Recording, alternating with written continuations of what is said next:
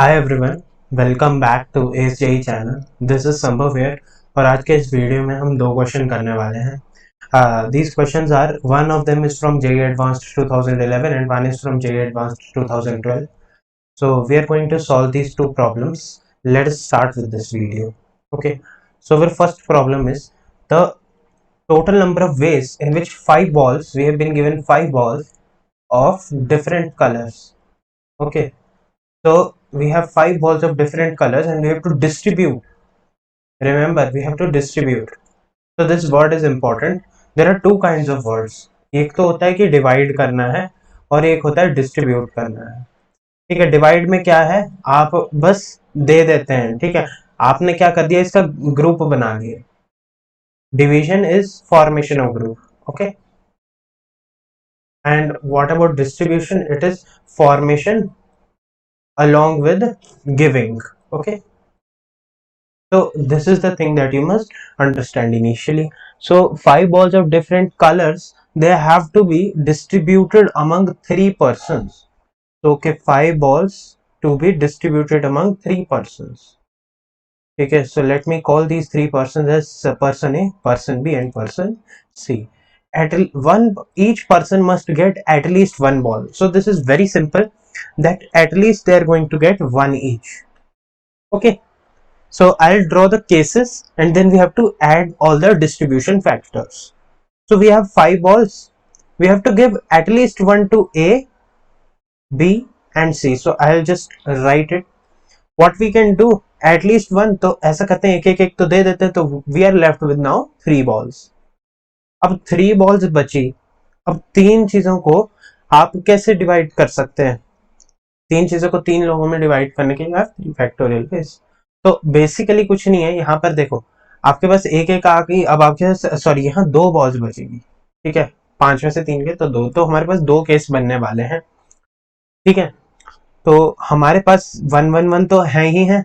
आप क्या करो कि पहले इसको दो दे दो. So it can be done in three ways. मतलब आपको क्या करना है, अब ए पर्सन, बी पर्सन और सी पर्सन आपको ये देनी है, तो you can distribute them in three factorial ways further. So we will discuss that as well, but before that we have to form groups. So एक टाइप का group क्या हो गया कि हम 3, 1 और 1 के फॉर्मेट में दे दें. अच्छा, एक हो गया कि हम क्योंकि यहाँ पर हमने दो इसको ही दे दी. ठीक है, ऐसा ही सिनेरियो ऐसा बन सकता है कि इसको मिल जाए या इसको मिल जाए. So that will involve distribution. But initially what we are trying to do is हम ग्रुप बना रहे हैं. ठीक है, तो we are making groups. So we are doing groups initially. So उसमें हमारे पास A, B, C किसी को भी मिले मैटर नहीं करता. what we are concerned about is कि एक किसी एक को 3 मिलेंगे, किसी एक को 1 मिलेगा और किसी एक को 1 मिलेगा. ठीक है, और सिमिलरली क्या क्या एक और केस हो सकता है कि 2 और 1 मिल जाए. और कोई केस नहीं पॉसिबल है क्योंकि हमें तीन लोगों को कम से कम चीजें देनी है और हर एक के पास कम से कम एक होनी चाहिए. ठीक है, so our second possibility is 2 and 1. ठीक है, now the very important thing. Okay, ये तो हमारे पास इतना जो पर्सपेक्टिव है यहां तक, ये जो है ये हमारा ग्रुप फॉर्मेशन हुआ. ठीक है, this is group formation. And what is our next task is that इस ग्रुप को हमने इन ग्रुप्स को तीन लोगों में डिवाइड करना है. ठीक है, सॉरी डिस्ट्रीब्यूट करना है. So we have to distribute this. So for the 3, 1 and 1 case and the other cases 2, 2 and 1. So what will be our predicted outcomes? Okay, so first of all इसमें कितने ways हो सकते हैं? 5 factorial over 3 factorial, 1 factorial, 1 factorial, और क्योंकि 1 1 के दो group हैं so this can be 2 factorial ways.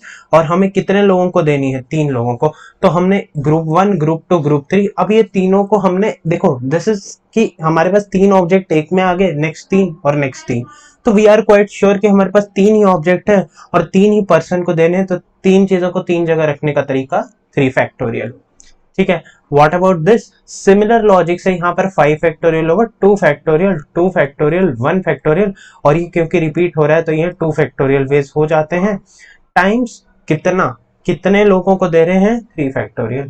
ठीक है, लेट अस सॉल्व इट. तो ये हमारे पास हो जाता है 3, ये हो जाता है 2 into 2, तो ये 4, और ये आ गया 5 into 3 फैक्टोरियल. ठीक है, 4 हमने कैंसिल आउट कर लिया. So what is 3 factorial? It is 6, 6 5 30, 3 90 from here. And what about this, यहाँ से ये कैंसिल हो गए, तो 5 into 4 into 3 into 2 factorial upon 2 factorial, so this is 60. So what is the sum of the total number of ways to distribute as well? It is 150.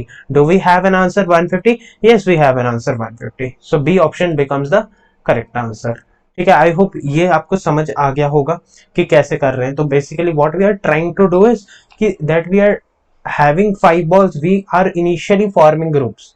ठीक है, every time आपको distribute करना हो इन ग्रुप्स, तो आप क्या करोगे, पहले ग्रुप्स बनाओगे और फिर उसमें आप ग्रुप्स में आप इसको एक ऑब्जेक्ट ले सकते हो, इसको एक ऑब्जेक्ट और इसको एक ऑब्जेक्ट, और इन तीन ऑब्जेक्ट को तीन जगह रखने का तरीका 3 factorial ways. You can always do this.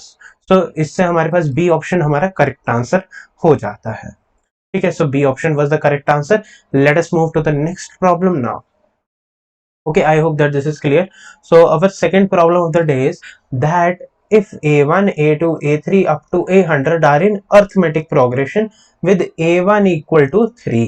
ठीक है, so our arithmetic progression will be 3, 3 plus d, 3 plus 2d and so on up to 3 plus 3 plus 99d, because we have 100 terms. Okay, so and our s of p is equal to sigma I from 1 to p a of I. Okay, where p is in 1 to 100. तो मतलब हमारे पास this follows sum of AP. This ensures कि हम sum of AP कर रहे हैं. ठीक है, अर्थमेटिक प्रोग्रेशन की टर्म्स को कर रहे हैं हम सब. अब ये हमारे पास इससे ये इंडिकेट कर रहा है. Now for any integer n where 1 is less than equal to n less than equal to 20 if m is equal to 5n. ठीक है, given that sm upon sn does not depend on n, यानी कि s of 5n upon sn अगर मैं evaluate करूं, if I evaluate this, ठीक है, if I evaluate this, हमें एक और चीज बताए कि n क्या है, 1 से लेकर के 20 के बीच में है, तो 5n क्या होगा, 5 से लेकर के 100 के बीच में होगा. इससे क्या हमें पता चलता है, इससे हमें ये पता चलता है कि s of 5n भी एक AP का सम ही होगा. तो this is AP sum. And S n के लिए भी हमने डिस्कस किया कि this denotes the sum of AP. तो हम डायरेक्टली एपी के सम का फॉर्मूला लगा सकते हैं. तो this will be 5n by 2 2 into a plus 5n minus 1 times d. So we don't know d. Okay, divided by n by 2 2 into 3 plus n minus 1 times d. ये हमारे पास आ जाता है. जब हम इसे n by 2 से n by 2 कैंसिल कर सकते हैं. Now we have 5 times of 6 plus 5n d. Okay, 6 minus d times of 5n d upon 6 minus d plus n d. अब इसके लिए वी हैव टू इंश्योर कि ये वाला जो है this doesn't depend on n. तो अब आप थोड़ा सा दिमाग लगाएंगे कि यहाँ पर ये n पे डिपेंड नहीं करना चाहिए, मतलब ये वाला n का फैक्टर इस n के फैक्टर से कैंसल होना चाहिए. तो इसको इन फैक्टर्स को कैंसल होने के लिए जो हमारे पास d का वैल्यू है वो 6 होना पड़ेगा. क्यों, तभी ये वाला टर्म 0 होगा और ये वाला टर्म 0 होगा. और ओवरऑल डिवीजन में हमारे पास 30n अपॉन 6n आ जाएगा, जिसका वैल्यू अगेन 5 हो जाएगा.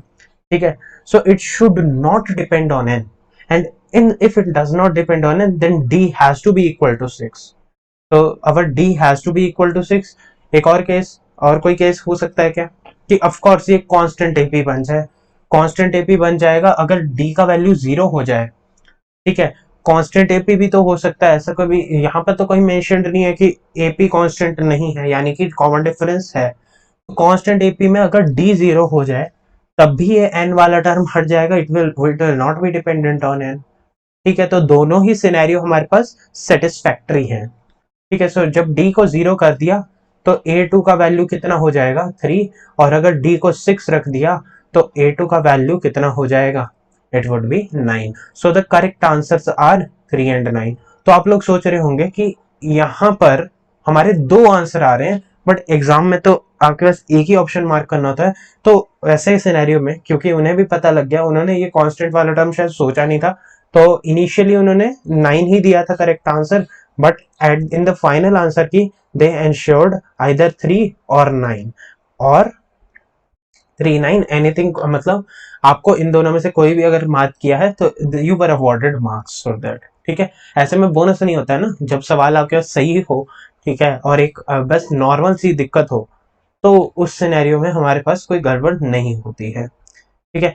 So that's all from this video, guys. I hope you had a great time. Thank you everyone for watching. Do make sure to hit the like button, subscribe to ASJ, and press the bell icon for the latest updates.